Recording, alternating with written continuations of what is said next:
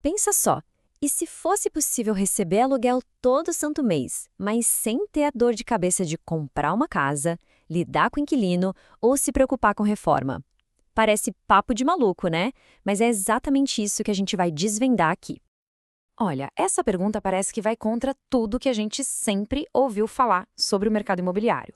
A vida inteira, a ideia de ter uma renda de aluguel esteve ligada a ser dono de uma propriedade. Mas e se não precisasse ser assim? Pois é, a resposta é um sonoro sim. E não, não é pegadinha, muito menos um truque. É uma estratégia de investimento real, super regulamentada e que foi pensada para que qualquer pessoa possa construir uma fonte de renda mensal, mesmo começando com bem pouquinho. Tá, mas como é que essa mágica acontece na prática? A resposta está numa sigla de 3 letrinhas: FII, que significa Fundos de Investimento Imobiliário. Bora entender o que é isso de verdade. É aquilo. Desde criança a gente escuta essa história, né? Que para ganhar aluguel tem que ter uma casa, um AP, um terreno. Essa ideia está super enraizada na nossa cultura. Só que existe um outro caminho, e quem sabe um caminho bem mais inteligente. Imagina o seguinte, um monte de gente se junta, cada um com um pouco de dinheiro. E esse valor todo é usado para comprar não só um imóvel, mas vários. E imóveis de altíssimo nível, sabe?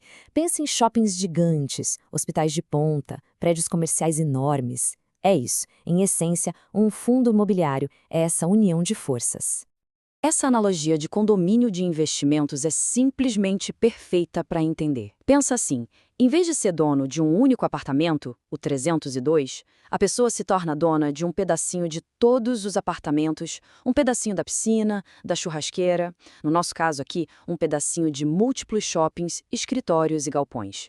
Então a grande sacada é essa. Ninguém precisa ter uma fortuna, centenas de milhares de reais, para comprar um prédio inteiro. É possível comprar só um pedacinho dele, uma cota. E só com essa cota já se garante o direito a uma parte do aluguel. Simples assim. Ok, legal. Mas como é que essa engrenagem toda roda? Qual é o caminho que o dinheiro faz, saindo lá do inquilino de uma loja num shopping, por exemplo, até chegar na conta de quem investe? Vamos ver isso agora. O fluxo é bem direto. Olha só. Primeiro, o fundo é o dono dos imóveis, certo? Então as grandes empresas, as lojas, os escritórios pagam o aluguel direto para ele. Segundo passo, o fundo junta o aluguel de todo mundo. E aí vem a parte mais legal, o terceiro passo. Por lei, o fundo é obrigado a distribuir a maior parte disso, no mínimo 95% dos lucros, para os investidores, os donos das cotas. E é aqui que o jogo vira de verdade, o que torna tudo isso tão acessível. Por quê? O custo para virar sócio de um empreendimento gigante desses pode ser tão baixo quanto R$ 10. É isso mesmo, R$ 10. Praticamente o preço de um lanche para comprar um tijolinho virtual de um shopping center. E pronto, com esse pequeno passo, a coisa toda muda de figura. A pessoa deixa de ser só alguém que olha o mercado de fora e passa a ser sócia, participando de verdade dos lucros gerados por imóveis de primeira linha. E o melhor de tudo é uma sociedade que já vem sem todas aquelas dores de cabeça clássicas de ser proprietário. Sabe? Sem ter que correr atrás de fiador, sem se preocupar com o inquilino que não paga, sem ter que lidar com obra e reforma surpresa, nada disso. Mas não é só a simplicidade. Existem outras vantagens bem grandes que fazem dos FIIs um jeito, digamos, mais inteligente de investir. Vamos dar uma olhada nas principais. Quando a gente coloca um do lado do outro, fica tudo muito nítido. De um lado, o imóvel tradicional. Precisa de muito dinheiro para começar, tem uma burocracia gigante, manutenção que nunca acaba. Do outro, os fundos. Dá para começar com pouco, sem aquela papelada toda e sem se preocupar com obra.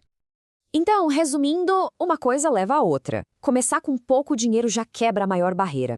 Aí tem o aluguel caindo todo mês, certinho, e se precisar do dinheiro, dá para vender as cotas quando quiser. Uma flexibilidade que um imóvel físico não tem nem de longe. E o principal, a diversificação, que traz uma segurança muito maior do que depender de um único inquilino.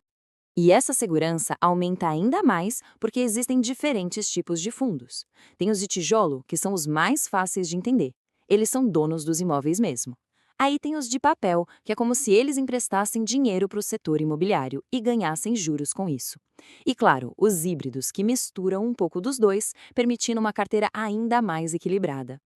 Ok, já entendemos a teoria. Mas e a prática? Como é que se sai do saber para o fazer? Qual é o primeiríssimo passo para começar nisso hoje mesmo? Olha, o caminho é bem mais simples do que parece. Primeiro, abrir uma conta numa corretora. Hoje em dia, isso se faz rapidinho, tudo online. Segundo passo é a pesquisa. Procurar fundos que tenham bons imóveis, bons inquilinos e que paguem direitinho os dividendos. Terceiro, com o fundo escolhido, é só comprar a primeira cota. E o quarto passo, bom, é o melhor de todos, receber o primeiro aluguel proporcional na conta. Agora, vamos elevar um pouco o nível da conversa.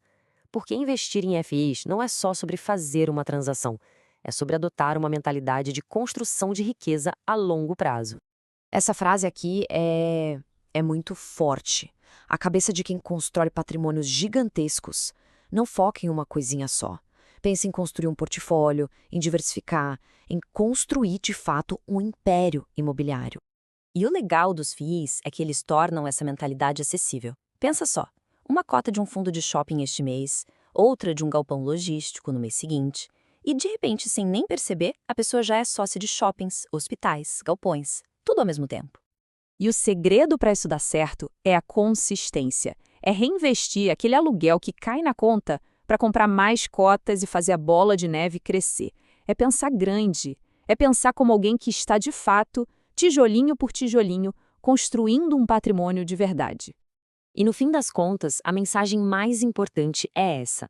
Aquela ideia de renda passiva, de ter o dinheiro trabalhando por nós, não precisa ser um privilégio para poucos eleitos, sabe? Com as ferramentas certas, isso vira um caminho que pode ser construído. Bom, a informação está aqui e o caminho está bem mais claro. A grande questão que fica, então, não é mais se é possível, mas sim o que muda quando todo mundo pode, de fato, começar a trilhar esse caminho para construir riqueza.